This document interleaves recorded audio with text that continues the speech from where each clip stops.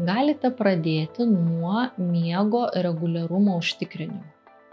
Rekomenduojama keltis ir eiti miegoti tuo pačiu laiku kiekvieną dieną, įskaitant savaitgalius.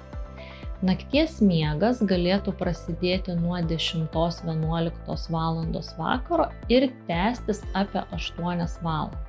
Gali būti vertinga riboti pogulio laiką dienos metu. Geriausia būtų jo visai atsisakyti.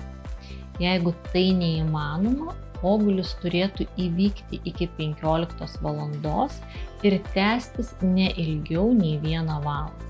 Taip pat likus 4–6 valandoms iki miego rekomenduojama atsisakyti kofeino, nikotino, alkoholio.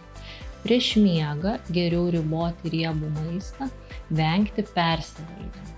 Jei miego kokybė ilgesnį laiką negerėja, rytais jaučiatės pavargę ir nepailsėję, gali būti prasminga kreiptis į psichologą.